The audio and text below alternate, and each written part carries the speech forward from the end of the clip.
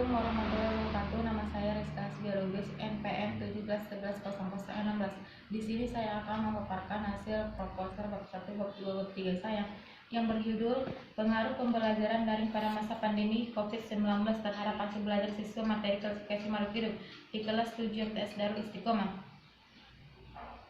Yang pertama, bab 1. Ada latar belakang masalah, yaitu hasil belajar merupakan suatu proses dari seseorang yang berusaha untuk memperoleh suatu bentuk perubahan relatif menetap. Selanjutnya ada identifikasi masalah.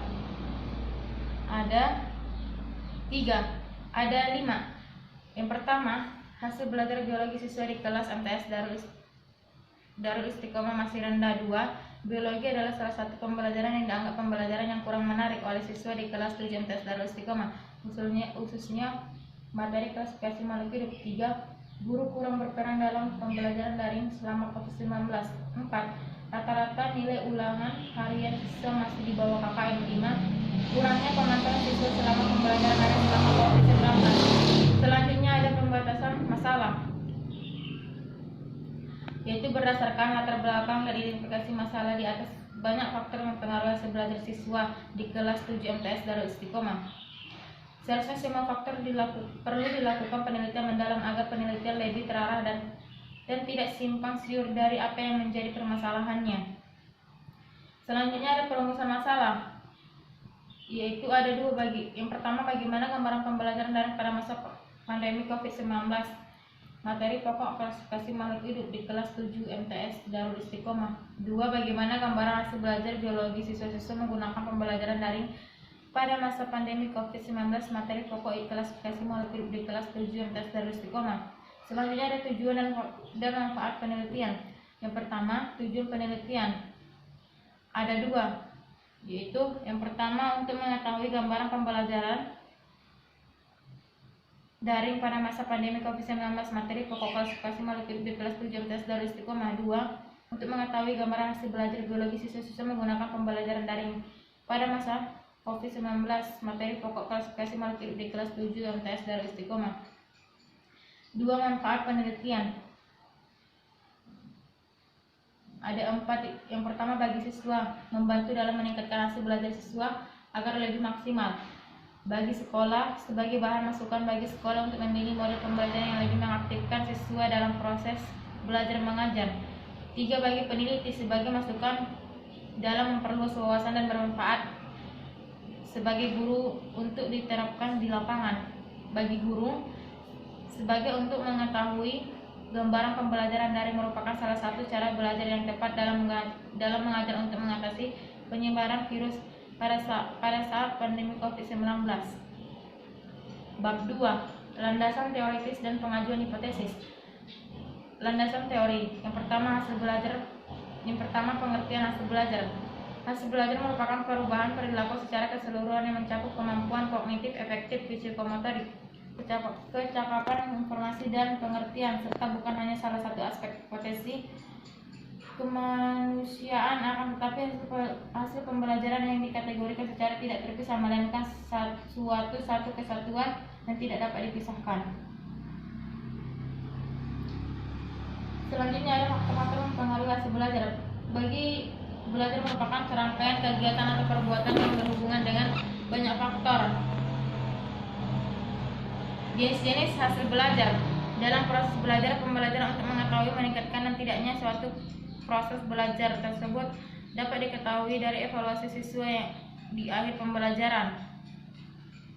Terdapat jenis-jenis hasil belajar, diantaranya yaitu hasil belajar kognitif, efektif, dan fisikomotorik.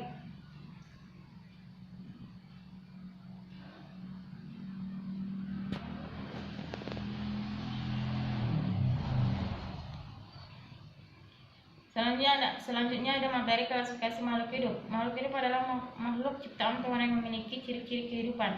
Makhluk tak hidup atau disebut dengan benda mati adalah benda-benda yang tidak memiliki ciri-ciri kehidupan. Ciri-ciri makhluk hidup yaitu: pertama, bernapas, bergerak, tumbuh dan berkembang peka terhadap rangsang, berkembang biak, memerlukan makanan dan minuman, dan menyesuaikan diri dengan lingkungan. Selanjutnya ada pengklasifikasian makhluk hidup. Klasifikasi makhluk hidup adalah cara pengelompokan makhluk hidup berdasarkan kesamaan dan ciri yang dimiliki. B. Kriteria klasifikasi makhluk hidup berdasarkan organ reproduksi. 2. Berdasarkan habitusnya. Dan selanjutnya kriteria klasifikasi hewan. Yang pertama saluran pencernaan makanan, 2. kerangka tubuh, 3. anggota gerak. Selanjutnya ada kerangka berpikir. Untuk mencapai tujuan pembelajaran yang diharapkan, seorang guru harus mampu menguasai beberapa pembelajaran daring selama COVID-19. Karena dengan banyaknya guru menguasai pembelajaran dapat meningkatkan hasil belajar siswa, khususnya materi klasifikasi makhluk hidup.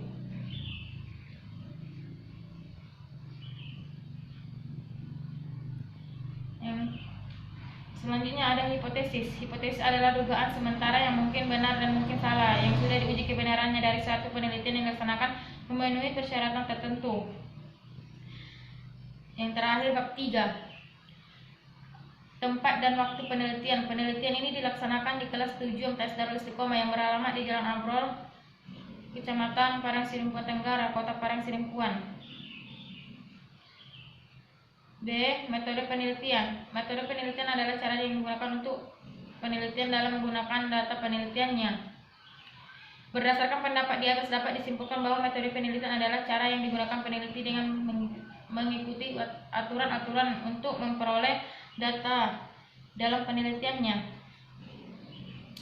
C. Populasi dan sampel. Yang pertama populasi penelitian. Populasi adalah wilayah generalisasi yang terdiri dari atas subjek yang mempunyai kualitas dan karakteristik tertentu yang ditetapkan oleh peneliti untuk dipelajari, kemudian ditarik kesimpulannya.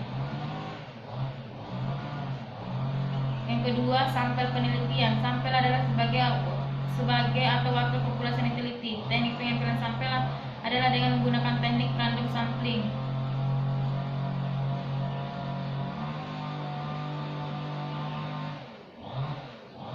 Selanjutnya ada instrumen penelitian. Instrumen penelitian adalah alat atau untuk fasilitas yang digunakan oleh peneliti dalam mengumpulkan data agar pekerjaan lebih mudah dan hasil lebih baik, dalam arti lebih cermat. Ada juga teknik pengumpulan data. Teknik pengumpulan data adalah cara yang dapat dilakukan untuk pengumpulan data yang diperlukan dalam suatu penelitian. Selanjutnya ada teknik analisis data.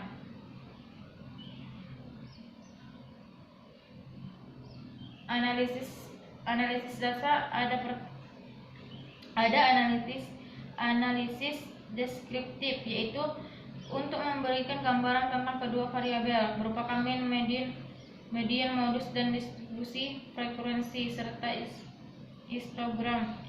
Untuk mengetahui nilai masing-masing setiap variabel dikonsultasikan kepada klasifikasi dan kriteria peneliti yang sudah ditetapkan.